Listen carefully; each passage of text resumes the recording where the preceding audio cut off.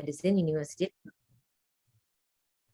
I'm Shania, and I'll be taking you through today's proceedings. So, if this is your first time joining in, the objective of this project is to help you smoothly transition from being a schooler to a holistic undergraduate. Because between having no time for what you can study and an unlimited amount of things you can study can be a real challenge, I know. And there's a rather steep learning curve in adjusting to this new dynamic, and that's where we come in. So with this objective in mind, we kicked off the project last week with its first session, where Professor Saroj shared his pearls on how to learn right. Today, we will be focusing on building good habits and dropping the bad ones. We believe that adapting good habits is key and vital in making studying and learning enjoyable, while also saving you time for other things in life. So the resource person for today's discussion is a personality I'm honored to introduce. Professor Priyanjali D'Souza is a clinical psychologist by profession and a professor in the Department of Psychiatry at the Faculty of Medicine in the University of Colombo.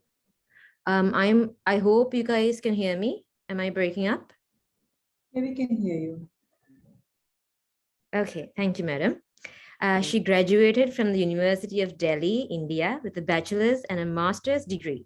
Her doctorate was from the University of Colombo. She co-founded only postgraduate professional clinical psychology training program at the University of Colombo. Furthermore, she is also the founding president of the Sri Lanka Psychological Association. Madam, the mic is over to you. Thank you, Shania. Okay. Thank you, Priyat and Shania, for inviting me to talk to you about something that is also like really close to my heart, about changing ourselves for the better. So the plan really is that I will be talking to you all till 6:45 or so, subsequent to which we'll take some questions. Isn't that right, Shania? Yes, madam. Am I audible and like visually okay? Yes, madam. Everything's good. So if in case if something happens to the internet connection, just let me know. Just interrupt me. All right, madam. Thank you. Okay.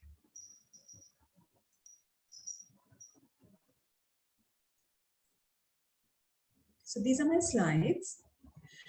So today we're going to talk about habits, because we know that habits are what research has shown is that in a given day in a human being's life, 40% of what we do, minimum 40%, but it could be certainly more, is just habits. So what are habits? Habits are just this routine, repetitive way of thinking and speaking and behaving. So it's about action. It's about what comes out of our mouth, that is speaking, and also our thinking styles.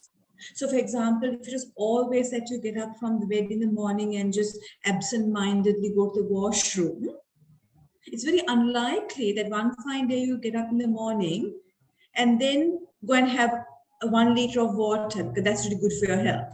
Because all this time you've been just absent-minded going to the washroom instead. So, or if you were a kind of person who always thought that things are not going to work out for me, I'm just going to be a failure. However much I study, I don't think I'm going to pass my exam too well. However attractive I am, maybe I will not be able to attract somebody who really loves me. If that's the way you've been thinking, it's quite unlikely that if you do not put effort to change these habitual ways of doing, speaking, and thinking, that you will just out of the blue one fine day change.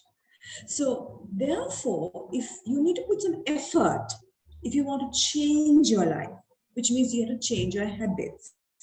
And there are ways to do that. You can change yourself, you can change your habits, and people have done that since time immemorial. So some of the habits that we may have are, for example, the way you eat. Maybe there are people who don't eat breakfast at all. They just start off with lunch at 12 o'clock and they eat until late night. Or what do you eat?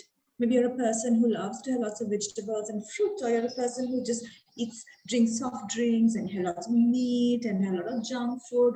That's a habitual thing. So it's very unlikely that one fine day you just get up and start eating peppers and green leaves unless you do something to change your mental set. Then maybe you have a habitual way of putting off things. You're a procrastinator until the very last moment where everybody alongside you is in a rush because you're about to meet a deadline which you should have met 2 weeks ago. So, how you manage your anger, maybe habitually, the moment somebody thinks differently to you or speaks in a way that doesn't resonate with you or acts in a way that doesn't resonate with you, you just fly off the handle. And that's what you've been doing for years. So if you have to not fly off the handle, you just won't do that one fine day. You need to do something to yourself, to change yourself. So the question really comes is that, can we change? And is there any part of our brain that research have indicated is associated with changing of habits? And good for us, we do know that in the brain, a particular entity called the basal ganglia, which I'm sure all the medical students here and who know sciences will be very familiar with this, is the key structure that is associated with learning new habits.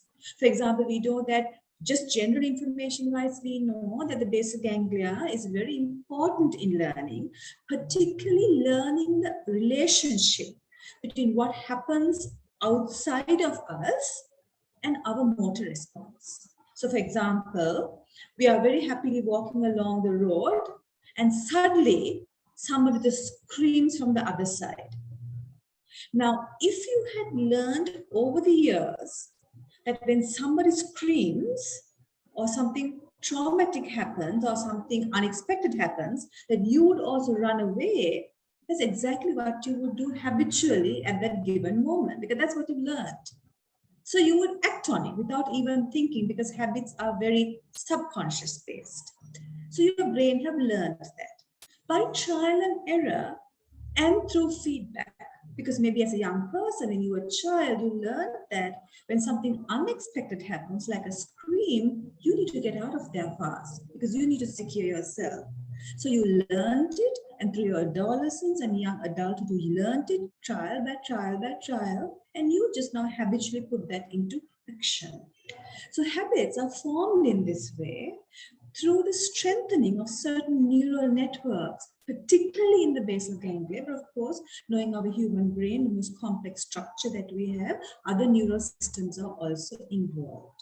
So therefore, the good thing and the fun thing about research on basal ganglia is that though we may have very hardwired habits that we have learned over and over again, and where those neural pathways have got strengthened over years of usage, it can be changed. So now what I'm going to talk to you about is how you could create good habits so that you could be a better version of yourself than what you are now. Okay. Now, the first thing about creating habits is that you need to have insight to want to change. So if you don't have insight, I mean, if you think that you are God's gift to mankind, womankind, insect kind, humankind, plant kind, and every kind, you don't want to change. You might be thinking everybody else should change, like your boyfriend or your girlfriend or your batchmate or your mother and your mother-in-law. That's what most people want to change other people. But only when you know, like, hey, I need to change myself. I'm not really happy being this person. I'm not happy being this anxious person. I'm not happy being the person who sleeps till 9 o'clock in the morning and then gets off the bed like a zombie. I'm not happy being a person who's flirting with everybody who comes my way. I'm not happy being a person who only eats kotte roti and fried food. Only if you have that insight that I need to change, you will be involved and putting effort to do that. And once you have that insight, the second stage is that you need to also realize that the advantages of change greatly outweighs disadvantage. I remember when I was a young person, I used to hate exercise. That is really not my thing at all. I dislike sweating. I can't understand why people kind of run around and jog and do all sorts of things. I have other things to do. So when you're younger, because our body metabolism is fine and the body is kept in shape. But after some time, when you hit your late 20s and early 30s and then onwards, you realize youth metabolism is not with you anymore. You need to do something about it. And then you see the weight gains and the clothes doesn't fit really well, and then certain blood pictures aren't exactly what you want it to be. Now you start seeing the disadvantages of being non-fitness oriented. So and the advantages is much lesser. So disadvantages of not being fitness oriented starts becoming prominent. That is when the motivation is there. So you see, sometimes people say, I wish I can change. I wish I can be more calm. I wish I can eat healthy. I wish I can study more hours. I wish I can be kinder. They wish. They do have some insight, but they still believe that the advantages of their not so good habits is higher than the disadvantages. So as long as you think that there are advantages of you not changing, you won't have sufficient motivation. Sometimes people come and say, I want to up my motivation. I want to be motivated, but I'm not. So what do I do about? How do I energize myself to be motivated to maybe get into a fitness program, maybe to be a kinder person to my parents and my loved ones, maybe to be a kinder person to myself rather than be riddled with guilt and shame and negative self-talk. How do I do that? One activity that you can do right now is to write a 15 to 30-minute time period of my best possible self. So just take a piece of paper. It's always better to write pen to paper than writing on some tab or some mobile phone device, because when you are with a pen and a paper, it's much more personal than typing on somewhere. So you can just write, how do you see yourself? What kind of person would you be proud of? And your ideal person, your best possible person, the best possible version. Recently, last week, I did that for myself. At this age, being a psychologist too, I would still do these activities for myself. And I wrote it, and when I wrote it, one of the things I want to do is to really to eat healthier and to do less junk and to go more fit. And of course, this idea came because I went to see Batman and Catwoman, and I was very motivated when I saw Batman's extreme fitness. And I thought, that's something that I would like to have, not Batman's body, but fit as Batman kind of a thing. And that came part of my best possible self. So I do more fitness stuff. So, and I would also like to be kinder to myself. So I included that all in my best possible self write-up. So when you write something like that, you see how separate and how distant your present self is from what you envisage for yourself. And that can bring up effort and motivation. So that's a little exercise you can do if you really want to up your self-confidence.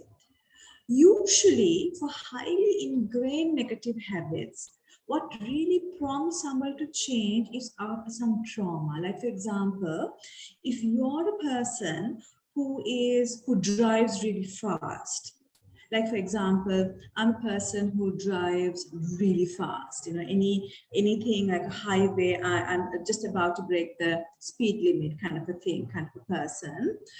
And recently, because I was driving like this, there was some incident which really gave me such a shock, such a mental strain, that it just immediately made me change my driving habits. So usually what happens is that if we encounter a huge trauma, like an accident or a death of a loved one, and that some way is related to our negative habits, that huge psychic shock can make you want to change. But otherwise, if you want to change other habits, you really need to up your motivation, either to your own self or doing some exercise like my best possible self writer.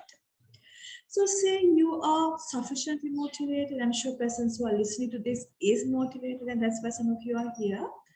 When you set goals for your change, make sure that they're tiny, tiny sub goals where you can't say no. So for example, if you're a kind of person who hasn't seen green leaves for like 3 months because you just don't like green leaves, or you are a person the moment you see fruits, you remember the hellish realms or some kind of thing like that. But now you realize I really got to do something because my skin is not looking that great and my body is not feeling very happy about it. Don't think from tomorrow onwards, I shall go vegetarian, I shall eat pepper morning, day and night, I'll have green smoothie and kanji for the night, because you can't do that, because you don't like it.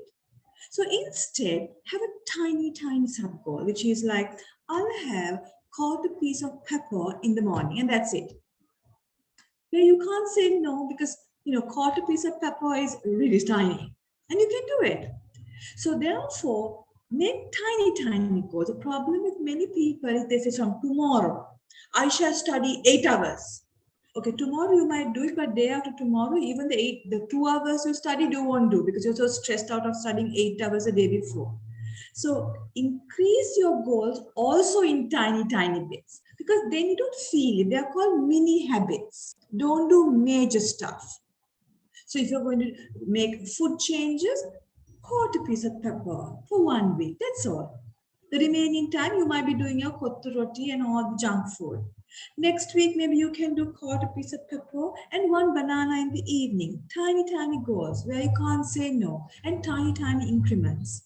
If it's about, you're managing your anger, thinking habit, and usually you get into a fuse whenever a friend calls you when you're studying and you just blast her. You would instead, for this week, you would decide that when I'm studying, I would put my mobile phone off for the first half hour so that I don't have to respond. You won't put your mobile off throughout your study period in the day, but just for that half an hour. So little incremental goals. And as you go on, these tiny, tiny goals can be increased and the habit becomes better and better entrenched in you. Now, a really important part of creating good habits is to congratulate yourself.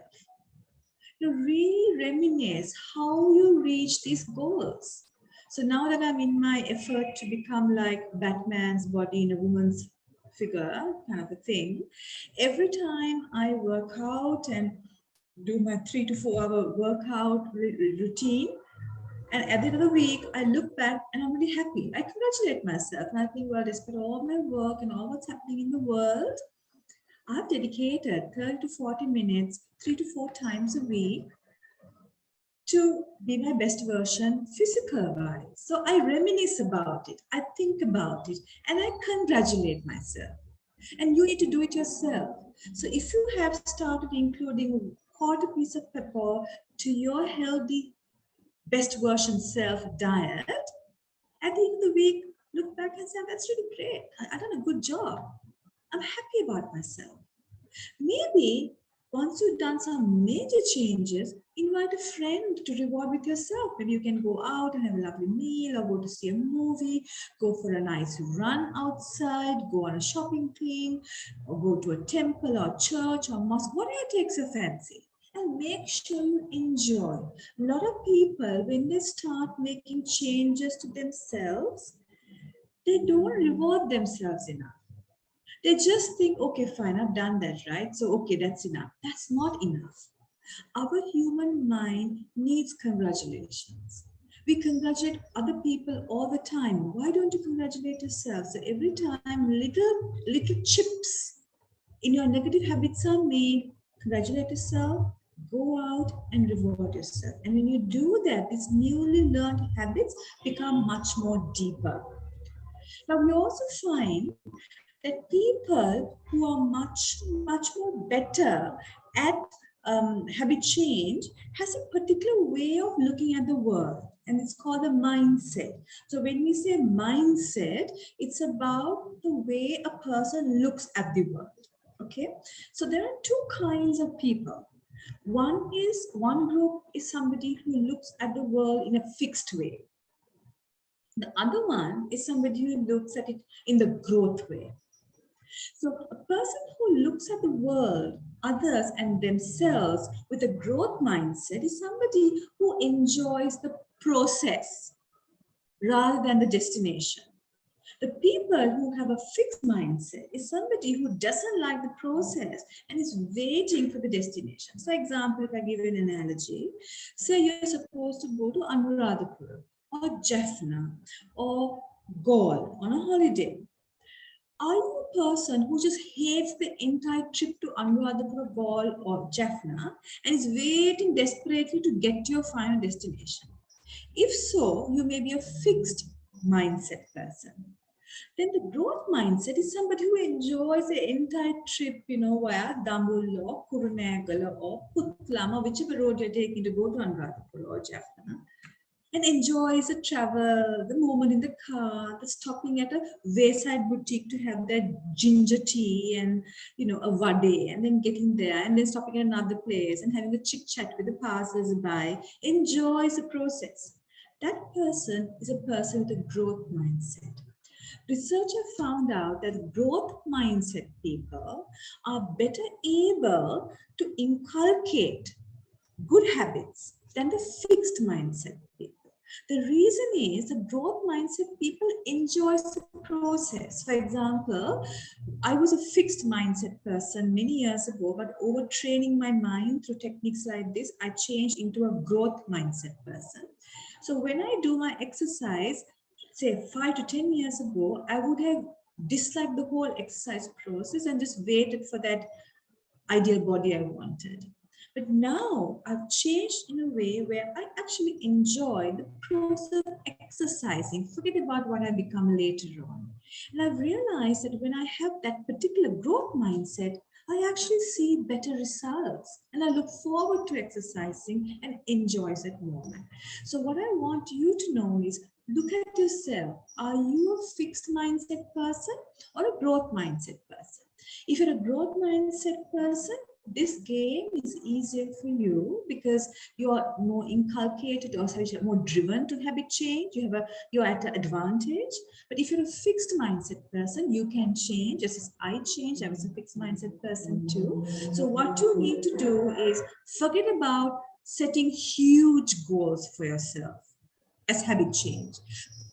Put only tiny goals and enjoy the process. So for example, including pepper, a quarter piece of pepper in your new diet program or nutrition program. Enjoy eating the pepper rather than cursing the person who even grew that pepper tree, kind of a thing. Enjoy that. And once you start enjoying the activity of your new habit, that habit becomes more entrenched in you and it is so much easier to go this journey. Now, other than including new habits to ourselves, there are lots of us who needs to change bad habits. For many of us, it's not new habits, it's just overcoming bad habits that is a challenge, isn't it? So how do we do that? For example, say, maybe you smoke. Or maybe you gossip a lot about people. Or maybe you're a person who creates rumors about other people, not nice stuff, Or maybe you're a person who lies a lot. And now you have insight, like what I told earlier. You have insight that you don't want to smoke. You don't want to gossip. You don't want to create stories and rumors about people. You don't want to lie. You want to be a purer person, a better human being. Now, the problem is if you start hanging around with the same people with whom you gossiped with, you made rumors of other people about, you learned lying from, you're not going to change. You really need to change your group. Now that might seem harsh because maybe your friends, you might have to get kind of distance yourself from it. Because what happens is other peer influence is so significant for who we become. And most of you who have done psychology for your degree, you would know that our peer group is so significant on molding who you are. So if you hang around a bunch of people who venerate anger outbursts, who venerate prejudice, who venerate eating unhealthy, who venerate speed driving, what's going to happen is you're going to learn from them. If you want to now change because you have insight that this is not what I want to be, I want to be this better version of myself, one of the key things you need to do is distance yourself from these trigger people. And that's not going to be easy because these have been your friends or people you hang around with or the only options you have for people to hang around with for many months and even years. So what you could do is gradually distance yourself while trying to find people who resonate with what you want changed. So you include more new people in your life, the kind of people that you want to be like. For example, if somebody wants to be more financially independent, it goes without being said that hanging around with people who loves borrowing from somebody, stealing from somebody, who's always taking loans and rolling money is not going to be very useful because you're not going to learn ways in being financially independent. However, if you start hanging around with people who are very entrepreneurial, who are financially independent, who don't want to be a bother to other people financially, if you hang around with them, you will realize new habits, new ways of looking at the world, new ways of being yourself. And then you start changing. So therefore, if you want to overcome any bad habits, think for yourself. Who are the people who is perpetuating these habits in me? What are the environmental triggers that brings out the worst person I am? Like for example, I know that for me, if I get my sinus headache, my tendency to get annoyed and maybe say a nasty word to somebody is that much more. So when I'm getting my sinus headaches, I try to avoid contacts with people because I don't want to be the kind of person who gets annoyed with people and say nasty words. So just as I would avoid people who I don't resonate with and who doesn't fit my ideal self, I also avoid environmental cues, which brings out the worst in me. So for example, if you're a person who wants to reduce and prevent use of alcohol, and you know that the party that you got invited to on Friday or Saturday is going to be lots of alcohol and you still are very partial towards it, and there's going to be a bunch of people who are there who's going to force you to drink something, it might be prudent to avoid that. Because while there is a whole bunch of people who will ask you to be in that drink, as well as you still like it, and it's going to cue you to go back on your habits that are still very young. So therefore, if you want to overcome bad habits, two things that you need to do is distance yourself from people who perpetuate and who encourage you towards bad habits. And number two, distance yourself and avoid situations, environmental situations that trigger your bad habits to the surface. The third thing is replace it with a good habit. Don't just stop the habit. Some people say, okay, I shall not have sugar from tomorrow onwards. So what I'm going to do when tomorrow comes, your sugar craving is going to pop up. Tomorrow you might, grind your teeth and not take sugar. What's going to happen day after tomorrow?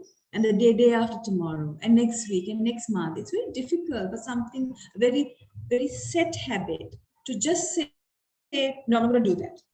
And just, grind your teeth and wait. What is better is to replace it with a better habit. For example, since I was a child, I used to have chocolate or some form of sugar every day. And that's quite drastic. Every day, unless I was severely sick or something, every day. And then I realized that this is such an unhealthy thing to live with, especially sugar. It's not good for you as you get older. So stopping it was a no-no to me because it was such an ingrained topic. So what I did was, rather than using cane sugar, I started supplementing with other sweet, healthier ones like coconut sugar, or having my cup of tea with a date, with some sweetness, not as fun as cane sugars, teacups, but something. So I give myself something that appeases my bad habit. I don't totally deprive myself, but I don't give myself 100% to my bad habit. So therefore, consider, when you want to overcome a bad habit, don't just stop it if it's going to be too traumatic for you. Replace it with a better habit. Like, for example, if you're a kind of a person who by the end of the day, because of whatever stresses that you've gone through, you're just having temper tantrums with everybody around you, and you know it's going to come up every day, and you want to overcome this, just telling yourself, I'm not going to get angry, it's not going to work because it's a very deep entrenched habits. What you could do is, come evening, maybe you can go for a walk.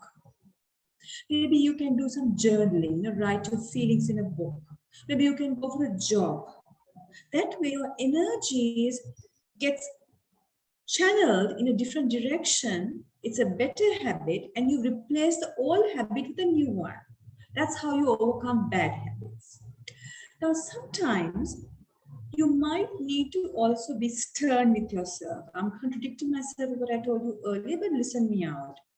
It's called a bright line rule, where you do set some boundaries to yourself, which, whatever happens, you decide, I'm not going to break that. Okay. So for example, again, let's say you want to adopt a healthier way of living. And you think, okay, fine, I love sugar. I need to have sugar every day.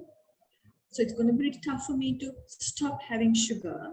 So therefore, I'm going to have other kinds of sweets which are similar to sugar, not as fun as sugar, but I'm going to have it anyway. And that kind of is a replacement of the habit. But other than that, you can also make what we call bright line rules, where you have a rule for yourself which at any cost you don't cross. Like, for example, for the last 4 years, one of my bright line rules for my health is that I do intermittent fasting. So I don't eat for maybe about 14 hours or 16 hours in a day. So I only eat in a window of 8 to 10 hours. And that's something I don't compromise. But during the time that I do eat, I have my sugar, I have my healthy stuff, and I also have like a treat myself, but I still stick to my intermittent eating program. That is a bright line rule that I don't break. And because I have done my bright line rule of not eating for 14 to 16 hours each day, as I keep on doing it, I realize I really love it because of the sense of well-being that I have got. So one other way that you can do to overcome your bad habit is also a bright line rule. For example, if you again say one of your bad habits is anger management issues, maybe you get angry. Maybe one of your bright line rules would be, the moment you feel anger surging into your head, you set yourself a rule that you take 5 minutes away from the situation to do some breathing exercise, take time for yourself to calm yourself down. You do it whether it's Monday, Tuesday, Wednesday, Thursday, Friday, or Saturday, or Sunday. You do it every time, and you don't deviate from it. Okay, so therefore, if you want to, I'm going to summarize, if you want to overcome bad habits, there are 3 things you can do. Avoid people and environment cues which trigger your bad habit. Replace your bad habit with a good habit. Don't just stop it, and have a bright line rule. And as you keep on doing this over and over again, you will realize that these bad habits start reducing and new habits start becoming established. And then finally, in changing habits, what really helps are 3 characteristics in our personality. That is, tendency to be perseverant, tendency to be self-regulating, and self-discipline. So perseverance is saying, you know what, I'm on this for the long haul. I want to have a better body. I want to eat healthy. I want to manage my anger. I want to study an X number of hours in a day, and I'm going to do it. I'm going to be in this for the long run. It's not 1 week program or a 1 month program. That's what you call perseverance. Just getting up and showing up every day. Even though it's tough sometimes. Some days are tough, some days are easy, but you show up for your day. That's what you call perseverance. Self-regulation is when your mind says, no, not today. I'm not going to do my fitness program. Or, today I'm going to just do junk food only. Or today I can just tell off my boyfriend or my sister or hit the dog. When your mind tells you to go back or regress, a person who is self-regulated is somebody who can regulate those lower tendencies in his or her personality and says, no, I'm not going to do that. I'm not going to give in to my impulses. I'm going to be disciplined. I'm going to do this. Of course, there'll be times that you fall. There'll be times where you cannot do your exercise for the whole 1 week or 2 weeks. Maybe you have been eating too much of sugar, though you are not wanting to do that. Maybe even one of your bright line rules have been broken for a few days.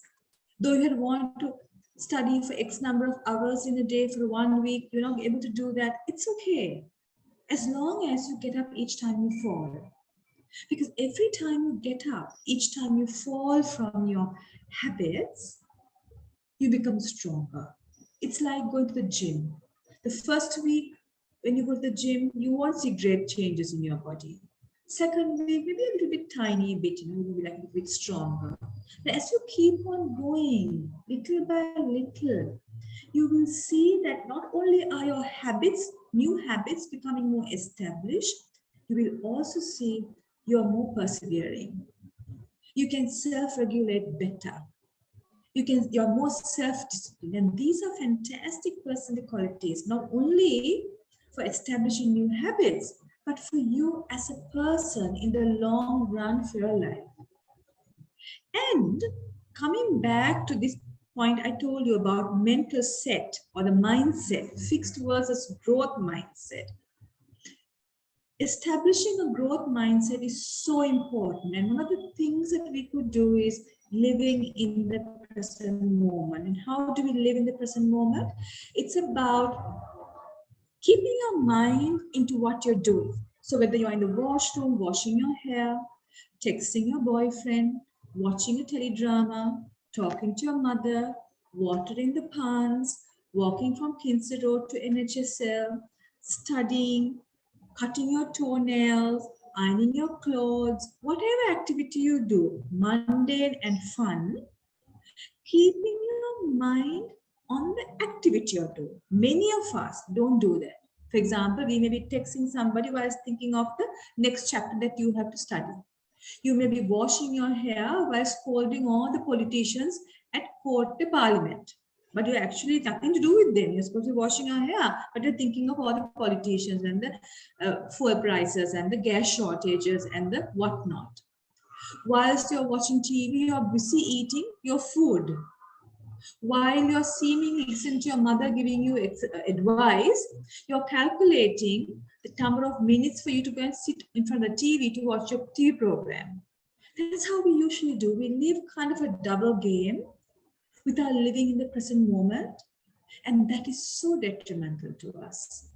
If you want to inculcate new habits into your life and to establish them and maintain long term, and in order to do so, to develop the qualities of perseverance and self-regulation and self-discipline, you have to practice mindfulness, living in the present moment. And how do you do that?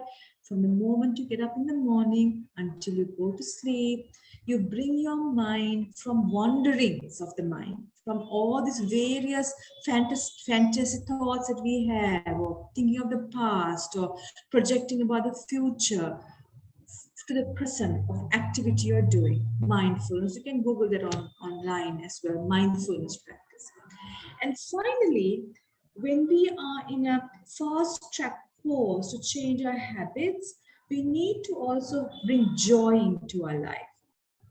And one such thing is, as I told you, is self-congratulations and rewarding yourself. But other than that, some more joy will keep you going.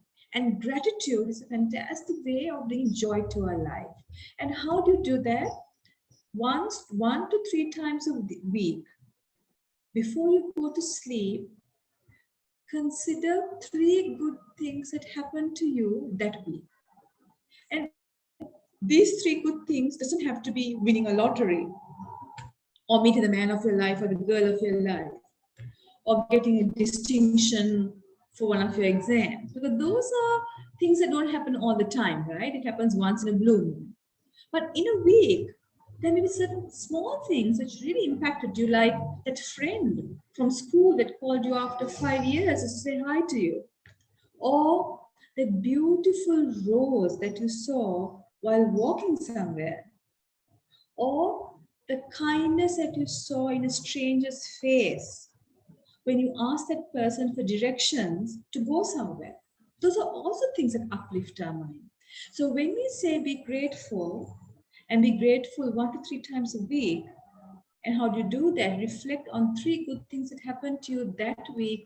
Think of all those things that you wouldn't have thought of earlier, the good things that happened to you, and really reminisce about it before you go to sleep. And then also think, how did I bring these good things into my life? You know, the fact that that stranger looked at you very kindly and showed you the right direction.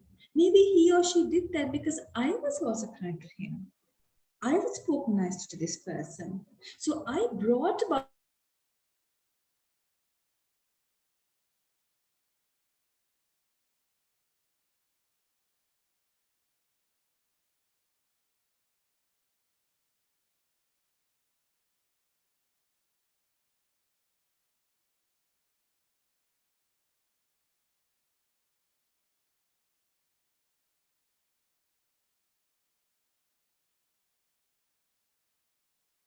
increased joy.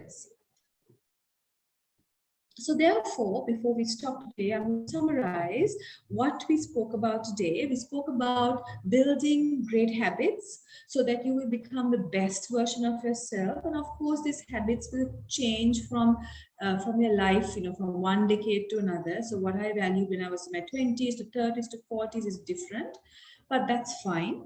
So we spoke that insight is so important if you want to change. Nobody can will change in you, only you need to do that. And after you have insight, you need to feel really motivated to put that effort and time commitment. You know, people who have done great wonders in this world didn't just wake up one day and do a wonder. They worked for it. It's like that iceberg, you just see only a little bit, but underneath there's a huge lump of ice underneath. That's where the Titanic got collapsed. So we need to be like that.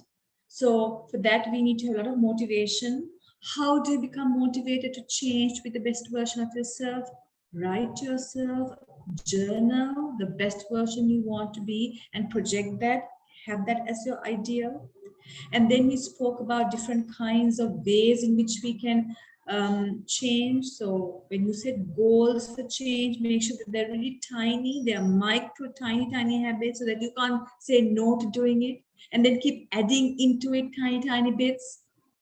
Then we spoke about living in the present moment. We spoke about gratitude, so various kinds of things. I gave my slides to Priyat.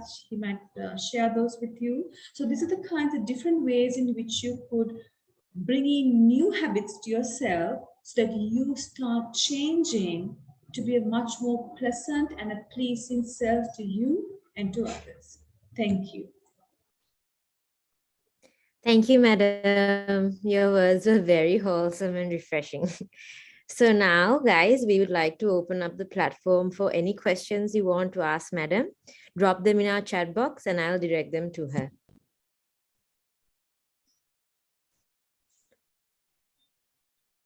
And if somebody just wants to write directly to me, also that's possible, isn't it, Shan? Yes, madam, that's also possible.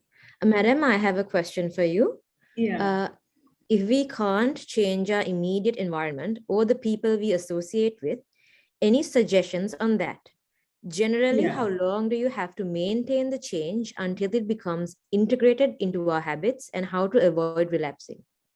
Okay, so I'll ask the first question. Usually what research has shown is that we do 5 cycles before we can establish a change. So if you want to incorporate anger management or food change or fitness program, you might have a bit of failures about 4 times. And then only it becomes part of you. It won't be happen just overnight, which is fine, right? We can't suddenly become this fantastic version tomorrow. It only happens in movies, that kind of a thing. And usually, in order for a change to be really part of you and part of your psyche, it takes about 6 months and 1 day. That change has to be sustained for 6 months and 1 day.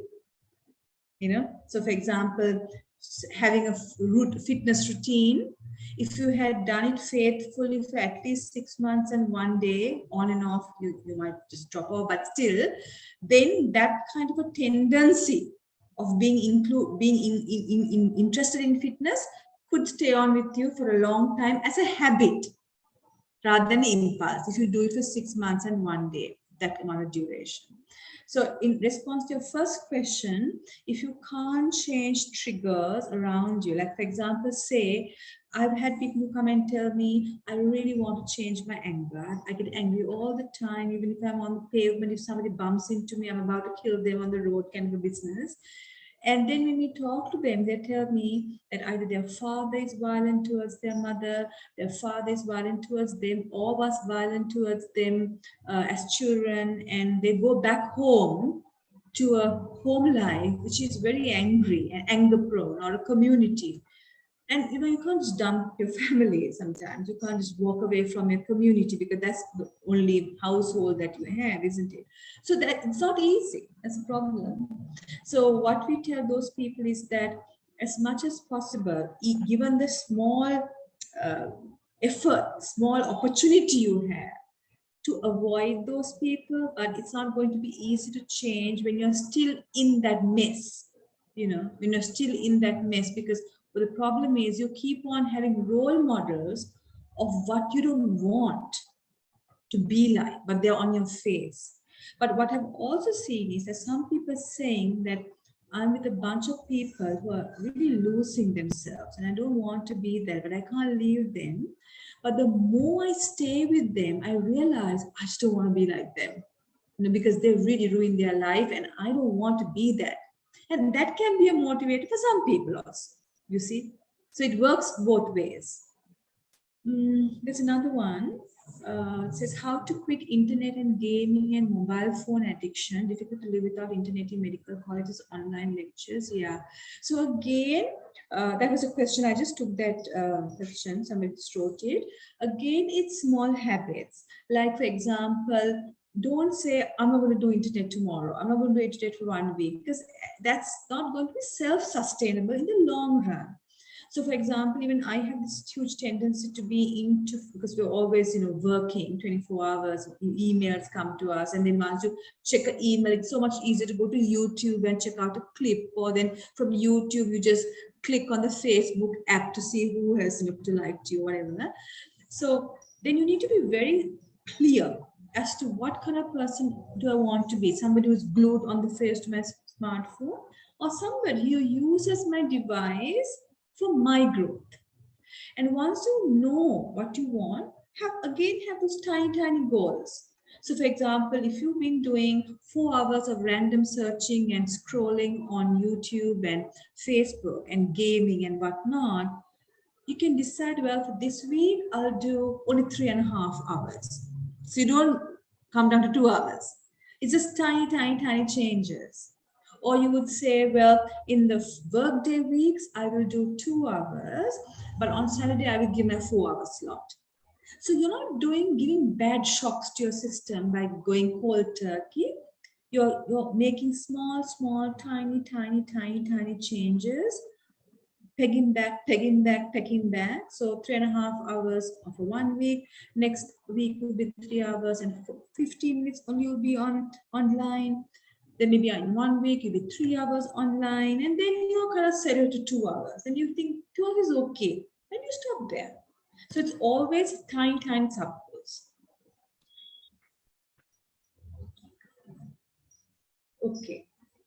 Madam, we have one more question. Do we have to practice the new habit at the same time every day?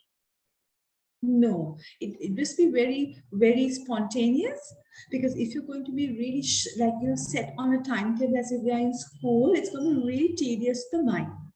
So, like for example, my exercise routine, I told you that I really just detest fitness stuff. Initially, when I got down to it, I thought I had to do it in the morning. And it became a little really strained, because if by any chance I have lectures in the morning and I can't do my fitness thing, that is really concern me. So then I thought, no, I'm going to like live in the present moment. And if I have a window of opportunities in the day, if it's conducive to do my fitness thing, I'll do it. And then when I became more spontaneous and flowing with my usual life, I realized I could actually do more fitness stuff and enjoy it and get better results. So don't try to say, I'm going to do this study from 8 to 9, 9 to 10, and that's it. Because if you can't do it, you're going to feel really, really annoyed with yourself and the person who prevented you from doing it. So try to be flexible, but still keep to the number of hours you want to study, if that was what you had the habit you wanted to change. Madam, I think that's all. I'm not getting any more questions, I think. I think there's another question here. Let me just check here. Okay, that's all right. That's Priya's short quiz. Okay, madam, I think that's all. So, Okay. madam, I would like to thank you on behalf of the entire club. Thank you for making time for us today. And Thank you. everyone who's tuned in, please take a moment to fill the small quiz we have for you in the chat box. When you fill it, your attendance will be marked and you'll be eligible for the certificate we'll be issuing. And I think we can wind up today's session, madam. Thank you. Okay, may I leave? Yes, madam. Yes. Okay. But I think we're Thank you done. for inviting. Of course, madam. Have a pleasant night.